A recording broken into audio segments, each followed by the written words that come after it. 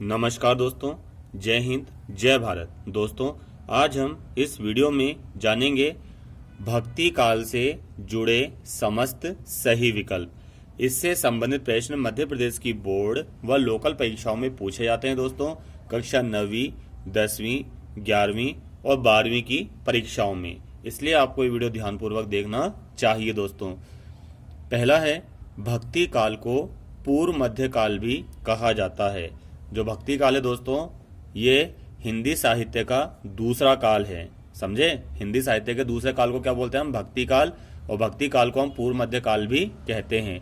पूर्व मध्य काल को भक्ति काल कहते हैं, भक्ति काल को पूर्व मध्य काल, ये आपको ध्यान रखना है।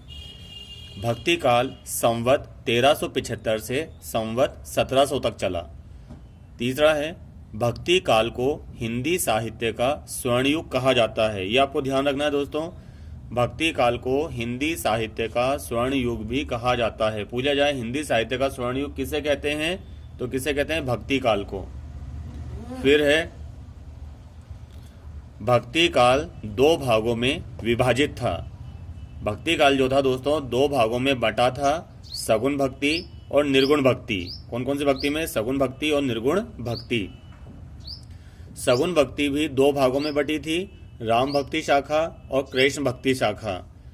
फिर निर्गुण भक्ति भी दो भागों में बट गई थी, यानी कि भक्ति काल दो भागों में बटा था और भक्ति काल के जो दोनों शाखाएं ये भी दो दो भागों में बट गई थी।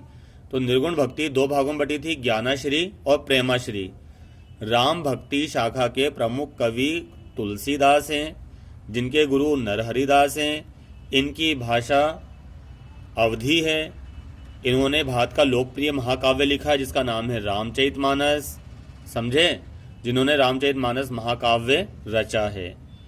कृष्ण भक्ति के प्रमुख कवि सूरदास हैं। इनके गुरु वल्लभाचार्य हैं। ये वात्सल्य रस सम्राट हैं। इनकी भाषा ब्रज है। इनके भ्रमर गीत को कौन भूल सकता है। इन्होंने सूर सागर ग्रंथ रचा है। हिंदी साहित्य को कौन सा ग्रंथ दिया? सूरदास जी ने सूर सागर ग्रंथ दिया है और सूर सारावली। फिर है दोस्तों अगला, ज्ञानाश्री शाखा के प्रमुख कवि कबीरदास हैं। इनके गुरु रामानंद हैं। ये बीजक ग्रंथ के रचयिता हैं, यानी कि इनकी एकमात्र रचना है बीजक ग्रंथ, जो 3 भागों में विभाजित है, साखी, सबद और रमेणी। समझे?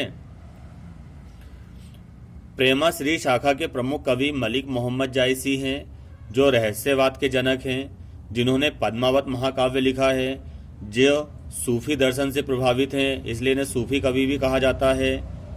इनके गुरु सैयद अशरफ और शेख मुद्दीन हैं। फिर है दोस्तों तुलसीदास जी की भाषा अवधी है, सूरदास जी की भाषा ब्रज है, कबीरदास जी की भाषा खिचड़ी है।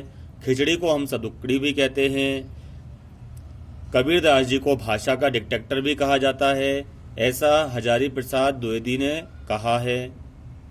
फिर है मलिक मोहम्मद जायसी की भाषा अवधी है। मलिक मोहम्मद जायसी की भाषा क्या है? अवधी है। भ्रमर गीत के रचयिता सूरदास हैं। सैयद इब्राहिम के नाम से रस खान जाने जाते हैं, यानी कि रस खान भी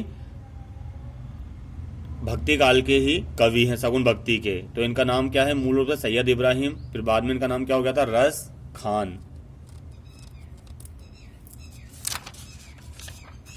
फिर है दोस्तों